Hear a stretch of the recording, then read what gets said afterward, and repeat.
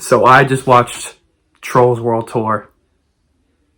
I don't know. I don't know what I'm doing with my life, but I just had to watch this movie, and it was really bad. It was so bad. It got to the point where it was so annoying and so irritating. I pretty much checked out after the first 20 minutes when they kind of introduced everything you needed to learn about the film. And in this film, it has interesting concept, but they never utilize it. The fact that there's a bunch of other trolls out there, different villages, and now it's all music based. It's basically Smurfs the Lost Village. I know no one saw that, but it's literally the same concept. We've seen it before, but what do they do with it? They do absolutely nothing with it. They just throw in a random bunch of songs, expect people to be like, oh man, I like this song. Oh man, that song's good. But you know what I don't understand is, where's Michael Jackson? They throw in the most generic pop songs in there from like the 2010s. You don't want to listen to some of this crap. If these are supposed to be all pop and all rock, why can't we just get the best of all these songs? Like, you're literally Universal Studios. You can literally get licensing to any of these songs, and they're all gonna make a bunch of money because a bunch of people are gonna be watching this movie. I just don't understand, why did they choose some of the song choices in here?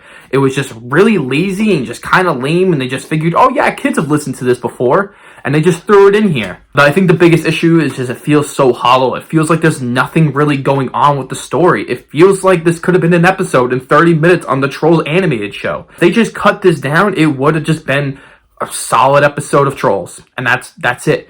But they made it into a whole movie, and it just feels like it's not worthy to be a movie in general. There's no heart, there's no character development, and there's nothing to say to kids. What is the message to this movie? That, oh, we're all gonna come together, all a bunch of different music is good? Okay, you could have used that concept and said a little bit more, but they didn't.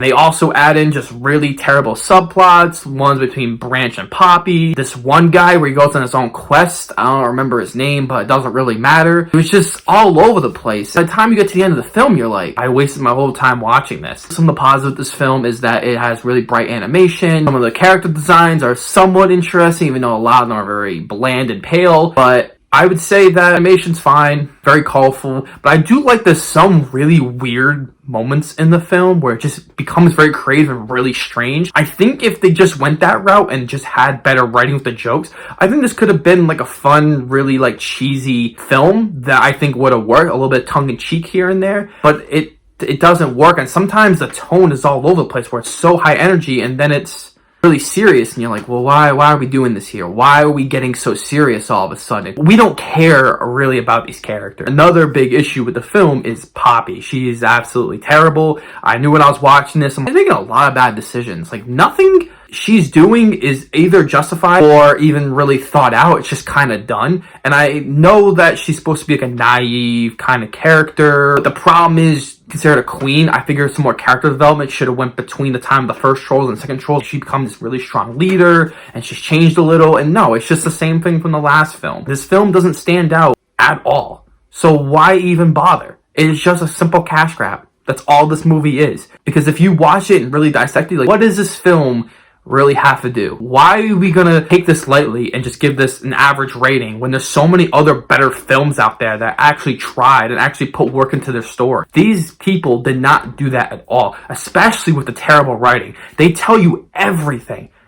Everything. It is so in your face of how all the characters are feeling and everything that's going on. They always have to remind you. It seems like that the audience was sleeping, and then they have to remind you every 5 seconds of what's going on just to make sure you're caught up. That's really, really lazy, and it's just super boring. I really don't care for this film. I don't think it's worth the $20 unless you have kids that really, really enjoyed the first Trolls.